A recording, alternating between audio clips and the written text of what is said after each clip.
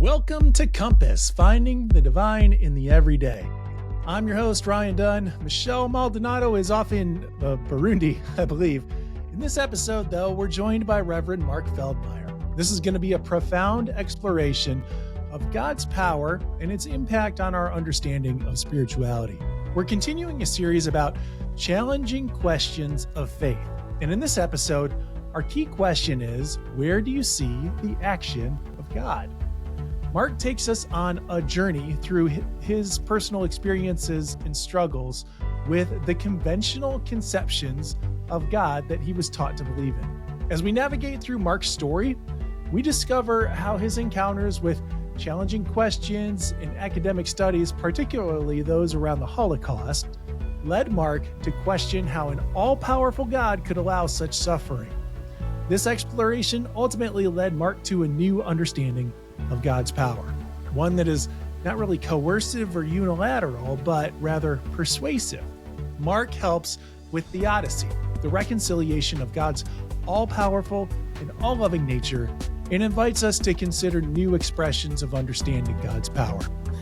That's a lot, but it's all really uplifting and inspiring, so stick with us. And while you're listening, do us a solid favor and drop a rating and review.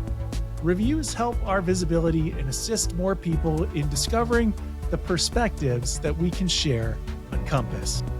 And let me tell you a little bit more about Reverend Mark Feldmeir. Mark is pastor of St. Andrew United Methodist Church in Highlands Ranch, Colorado. He holds an MDiv from Claremont School of Theology, where he has taught homiletics courses, in addition to speaking at conferences about preaching, politics, and pop culture. I guess the big 3 Ps. He's written 4 books, including A House Divided, Engaging the Issues Through the Politics of Compassion, and most recently, Life After God, Finding Faith When You Can't Believe, which just came out in August of 2023. So let's get to the theodicy and a whole lot more on this episode of Compass. Pastor Mark, really appreciative of you joining us on the Compass podcast. How goes it with your soul today? Great question, Ryan. My soul is good. It's a Monday, and so for many of us in ordained ministry, full-time parish work, Mondays are the kind of the days of recovery, and I take Fridays off, so even my Mondays are pretty full. So I'm never at my best, and my soul is ready and open for receiving on Mondays. So.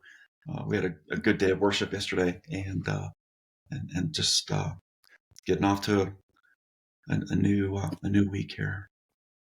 Did you preach yesterday? I did. I preached yesterday on the story of Elijah and the call of God to lure him out of his cave and back into the real world and to get back to work. So, okay, and now here you are on a Monday. Yeah, we're doing this interview. Lucky you. Yeah. Well, oh man, I feel kind of bad now that I'm starting off with such a big encompassing question, but it is something that you've already addressed. So maybe it's a bit of a softball for you, but you've written that we have a quote unquote God problem in the modern world. Can you sum up for us what that God problem is? Yeah. I think I try to describe the God problem as one of perception or conception rather than one of experience. And so what we know from much of the demographic work that's being done on Christians in general and younger Christians in particular is that there's still a deep receptivity and longing for what we might call spiritual experiences that wouldn't fall into the category of sort of conventional orthodoxy, conventional, historical, traditional Christian understandings of who God is. And some of that, I think, has to do with the fact that what we know are 2 things. One, those that are less receptive to traditional understandings of God and Christianity in particular are those that are younger, that is millennials and younger, and those that B are more self-described as liberal. in thinking, whether that's political, social, theological, cultural, those that identify as being more liberal or progressive on issues, both theological and social. And so what we have is a struggle with people coming to understand the God that they've been told about and taught about in their churches over the years, and that has been handed down over many, many centuries of Christian transmission. And so at the heart of that, my argument is that at the heart of that problem is one of conception, that we have these ideas of who God is, specifically attributes of God that we think are that we are required to hold as certain and non-negotiable. So some of those attributes that we've inherited traditionally about God are about God's power, about God's knowledge, about God's love, and about the future that God seems to have planned out for us in advance. And these and many other, not to even mention conceptions of heaven and hell and God's judgment. My argument in the book is that many of these conventions of God that we've created over the centuries are far more influenced by philosophical thought, and in particular Western philosophical thought over the last 2,000 years plus, than they are descriptions of who God is.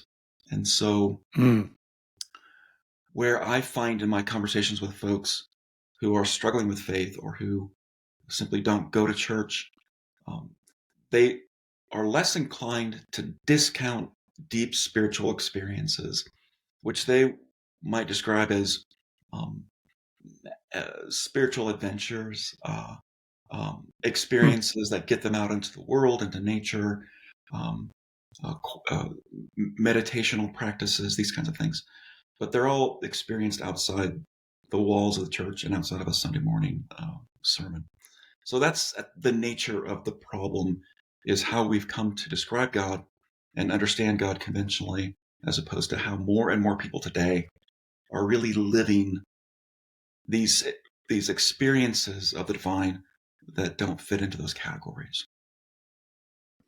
There's a recent article that's gone viral, I think released last week or the week prior, from U.S. News and World Report that, really just talked about the cultural trend that you just spoke to, that that there is a longing in a younger generation to have experiences of God, but it's also very individualized. So they are definitely seeking it beyond the walls, as you put it, of the traditional church. But still, that same longing is there. And of course, with that then comes all kinds of questions about, the knowability of God, and what are some practices in which we do find ourselves in community experiencing God. And sometimes when we're not able to, or when I think what happens oftentimes in churches is that we propose to know an answer.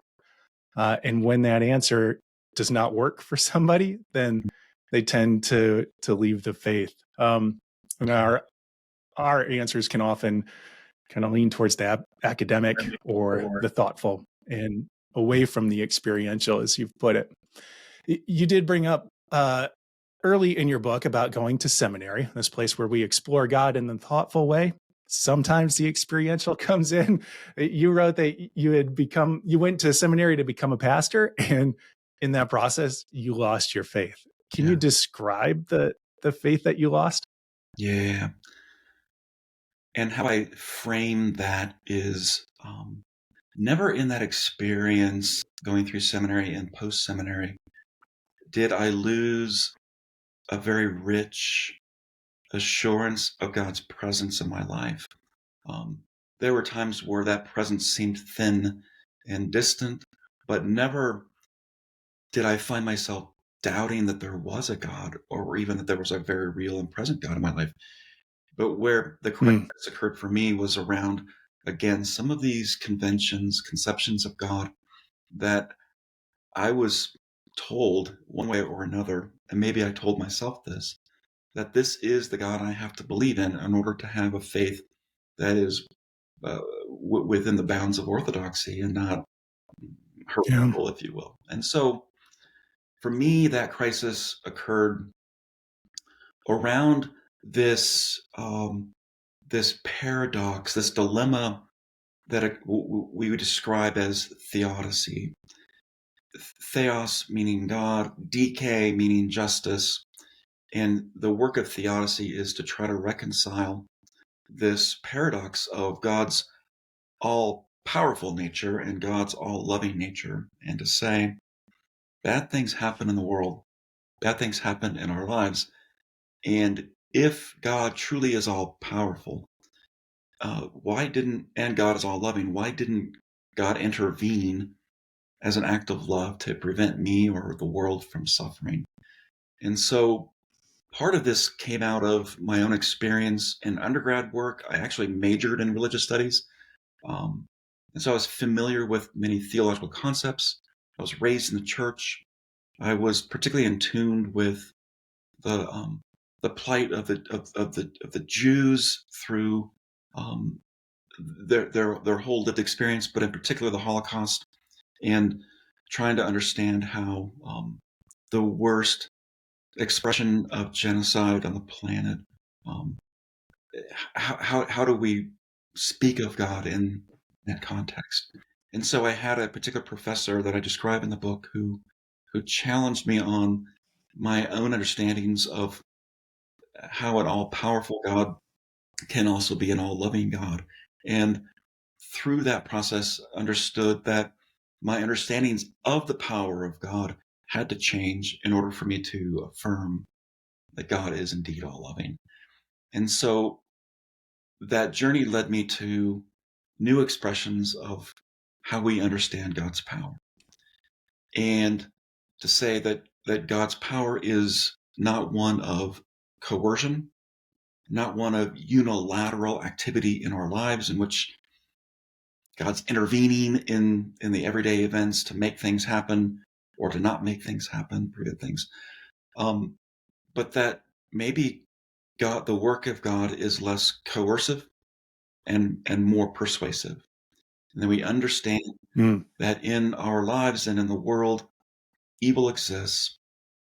God didn't create this evil.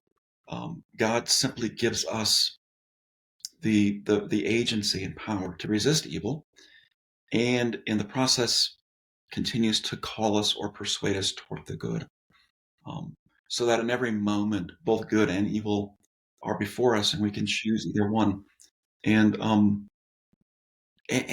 God, it's not only that God um, allows these things to happen, but that God doesn't have the power to intervene in these events, in the events of evil that we would describe. And so with that, I could affirm fully the love of God um, that that is present everywhere and always for all people in every moment. And so it was through the doorway or the gateway of theodicy that I came to then reimagine other concepts of God that were less orthodox, but my argument is far more biblical. Both Hebrew and Christian scriptures would validate. With the idea of God being this kind of divine inviter, there might be a sense that God is a bit disconnected Yeah. from the actions of the world. That God is kind of this divine watchmaker. I believe you wrote about that as well, and then invites us to be a part of the process. So in accepting that God is that divine inviter and God is active in the world, have there been some moments when you've seen evidence of the movement of God, or were there some God sightings that led you into this new understanding of faith? Yeah. Let me frame that response by saying my own personal experience has been that those God sightings, um, often we only can feel a degree of certainty about them um, once they're over. In looking back, that may be a momentary, like we just experienced this, and moments later we say that was it. It could be that we experienced something years ago and look back and we begin to connect the dots and say what many would describe as this predestined, predetermined plan for our lives starts to look more like a broader purpose, if you will. This idea that God has for us about our ideal future, and then persuades or invites. I like the language lure as well, or beckons us toward choosing those best options for us in every given moment. And when we do that, we have these little whispers. To use the language of the Elijah story that I preached on yesterday, the sound of sheer silence, as it's called, or other versions, the gentle whisper or the still small voice. Those are so often spoken in the small, the ordinary, and the imperfect expressions of our daily lives. And so I can look back and say, there actually seemed to be some purpose to me being in a room with a professor who challenged me on my theodicy, that then broke open this new and rather painful and long journey toward reconstruction of my faith. That some would call that providence. I use providence more loosely because it seems like, again, God is sort of orchestrating rather than inviting. And I want to affirm at all times human agency in the pursuit of the God life. But I can look at that. I'm a pastor today in a church just outside of Denver. I've been here a little over 9 years and was born and raised in Southern California. Never thought I would leave California ever. Was pastoring a church in San Diego. I could see the beach every day. I get a call out of the blue from a bishop inviting me to think about a cross-conference transfer to come to Denver to pastor a church that was in significant turmoil at the time, and a very important strategic church to our denomination. And so I am inclined to say there's a prompting here, and I want to pay attention to it. And so my original impulse to say no led me to some deeper discernment and prayer about how God might be involved in this. And over the next few days, I found myself persuaded to say yes to something I never imagined possible. So these are, I mean, it would be great to get a thundering voice, burning bush, Yeah, right. a visit from an angel, or some words in neon lights in the dark sky. I think most of the time, what we encounter instead is this loaded silence of God, which is not evidence of God's absence, but requires us to listen deeply to where and how God is calling us. And that sort of defines not only my personal life, but it defines my ministry as a pastor. Yeah. Well, if you don't mind me asking about that experience of call to Colorado, it wasn't an easy move, I imagine. You have a family, so they would have had to be a part of this as well. And no doubt, I mean, Church anytime you leave a church family behind, there are feelings of mourning that accompany that. So it's not necessarily just a simple invitation to come from San Diego to Colorado. What were the feelings or the moments or points of evidence that felt like felt like a compelling movement for you to accept this call to Colorado? For me in that moment, it was a discernment around what my unique gifts are for ministry and whether or not those gifts were still needed in the current context that I was in, as much as I love that space. But knowing what the unique and very, very deep needs of my current church were at the time, and this sense that I could do it, that I had the unique gifts that maybe others didn't have. I was not the first to be invited to consider this church And who knows, maybe I was the last. And that's fine too. But there was this sense of deep need that was being met, to use sort of Frederick Buechner's imagery of our deepest joys or gifts meeting or intersecting with the world's deepest needs. I take that language. I thought there was a very unique intersection there, and that invited me into that space. And to my point earlier, I didn't know in the first couple of years whether that was the best move at that time of my life. I came in 2014. I didn't know until maybe 2017 that it was the right move for me. I had glimpses of it, but looking back, I can say, as the psalmist says, what is it, Psalm 139 maybe, or 39, where the psalmist is looking back and saying, as he went through the sea, he wasn't sure, but looking back, he can see the footsteps of God walking with him. I think that's how most of the time we envision our future, as playing out according to some purpose by looking back in time. There have been any moments recently that have inspired your faith, or where you have felt like, oh, this has been a movement of God? Well, I wrote this book, and the book has been described by a lot of reviewers as a new, more progressive apologetic, which is true, and yet that wasn't the purpose.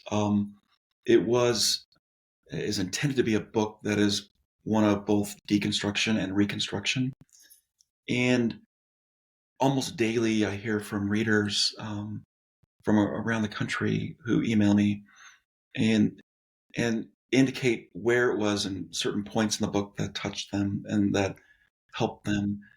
I had conversations every Sunday with people at my current church at St. Andrew who say, I didn't have the words to give voice to this experience, and you're helping me do that. I take immense pride and joy and delight in that feedback, where I know I'm walking beside people and I'm not too far ahead of people in this journey, and that they find some resonance and some connection with what I'm trying to do.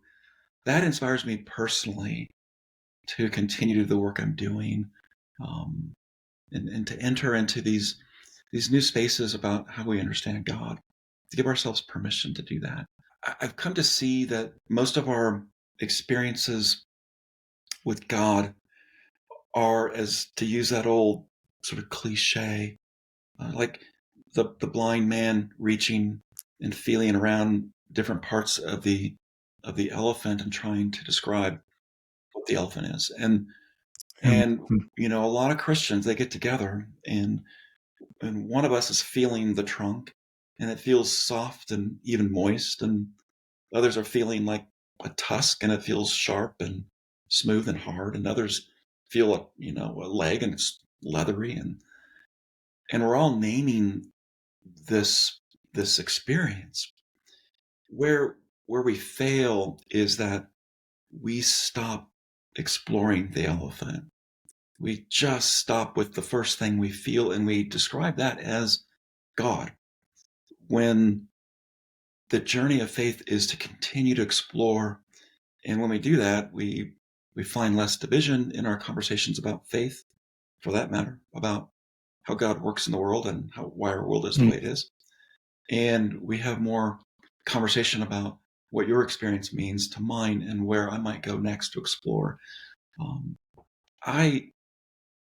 My personal life is one that says I want to continue to feel around that elephant and continue to describe it the best I can, and to walk with people who are doing that too. Yeah. How do you name that as a value for your faith community, for your congregation? Do you find that it's something that you have to keep reminding people of, like, oh, we're all, to continue on the analogy that we're all feeling around the elephant, and we're going to have our different experiences? I think the work that we've done at St. Andrew is one where one of our great values is discovery. And one of the points of real concern for us as a people is around certainty. And so As Anselm of the 10th, 11th century said, theology is, as he described it, faith-seeking intelligence or understanding. I think in the modern world, we've transcribed that to mean faith-seeking certainty. And when we reach a point of certainty, that's where we stop growing as people of faith. And so a big part of my preaching and my teaching is one of saying faith-seeking understanding is the work that we need to be doing. And not only understanding as it relates to the mind, but faith-seeking experience. And the deeper we get into real lived human experience, to get outside of our brains and onto our feet using our hands. An example would be last summer I took a group of young adults, a dozen young adults from my congregation. We went to walk a portion of the Camino de Santiago in Spain, 1,000-year-old pilgrimage trail that Christians have been walking, and there was no sort of there was no deliberate, intentional, educational component to that, except along the way we're going to walk, we're going to talk. When we're finished, we're going to do a spiritual exercise. When we begin, we'll do a spiritual exercise. But let's get on our feet. Let's get into the world. And out of that experience, I think we all felt some transformation that we couldn't do inside the walls of our church in the pews. So again, it's another part of the elephant. Yeah. Yeah. And again, it seems to pull back to that experiential, where the only named objective that it seemed that you had on that trip was just to provide an experience that may lead to a sense of God's movement. I feel like we're going to have to link the sermon that you just gave last weekend, because I'm going to go back and talk about it again. But you were preaching about Elijah, and in order to have that kind of experience, it seemed that Elijah retreated to a cave, right? That's what allowed Elijah the space to kind of reflect on God's movement. Are there any specific habits or specific spiritual practices that you employ regularly, maybe more often than your pilgrimage to Spain, that help you cultivate an awareness of God's presence or movement? Holding a diversity of practices that don't allow me to fall into some predictable pattern, because with those patterns and habits, we can immediately either get legalistic about it, and that fades into sort of this boredom around what we do. So I try to mix it up. A few things that tend to work really well for me in connecting me with the divine. I have practices where I follow a portion of the daily offices, which is just, there are 3 daily offices throughout the day. You can do just one, which I do, a simple prayer, a quick scripture reading, a time for reflection. That has worked historically really well for me. Not lengthy practices, but moments where I can regather myself. I take breathing and practices of breathing seriously. I use an app to do that because it forces me to slow down.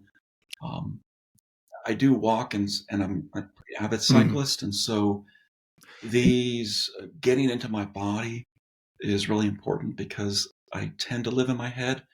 That's just the way I'm wired, and so the more physical I can get, the more I seem to access spiritual energy. And when I have a chance, I do some fly fishing. And here in Colorado, to be out in the mountains, and there's nobody around to listen, to hear, to feel, to sense. Every sensory is touched there. And so those are important. And I would say that the last one, and maybe this doesn't seem like a practice, but I've tried to make it a practice. I do a lot of sort of one-on-one with people in my office. They're going through a crisis or a transition in their life, or having questions. And I try to encounter the other in these moments. through spiritual practice, to be present, to be deeply mindful of the other, to ask questions that invite me into their space. And so, as maybe odd as it sounds, conversation with the other is for me a spiritual practice where I acknowledge in my own mind that the one before me is an expression of the divine. And how do I find that connection? That's reassuring to hear from a person in leadership, because it seems that you're approaching these conversations with a sense that you have something Yeah. to receive from the other person. In the book, I described one individual who had a significant impact on me, and I only knew him by his first name. His name was Thomas, and he was basically a wandering preacher who had no home in Southern California and would come to visit me once a month. And his only request was that he could pray over me and bless me. And Thomas and I had this unlikely, remarkable friendship for about 5 years. And it was because I was open to this stranger who didn't look like me, whose story was completely unlike mine, well, at least from outward appearances, and yet came with a deep sense of grace and invited me to receive. And so I learned a lot from Thomas, and I try to continue that tradition. Well, Pastor Mark, thank you for lending your time to us today and for lending your wisdom. We have been hopefully open and receiving here as well. It's been a pleasure speaking with you and touching on some of the things that you lift up in life after God. Is a good place to get a hold of you or to follow up on some of the things that you're working on? MarkFeldmeir.com is your website. Is my website. You can learn a little bit more about me, and I always post material there that people can download. And the St. Andrew website, which is gostandrew.com, has all my messages that are easy to find, and both video and audio. Perfect. Thanks for having me. Thank you for joining us on this episode of Compass. Hey, if you found this episode meaningful, I definitely think that you're going to like our episode with Josh Scott about making sense of the Bible. It was episode 117. And episode 107 with Casey Tigrit about restlessness and faith is going to connect well too. I'm Ryan Dunn. Michelle and I will be back in another 2 weeks with a fresh episode of Compass. Compass is a production of United Methodist Communications. You can find out all about Compass and see notes and other episodes at umc.org/compass. Talk to you in a couple weeks. Peace.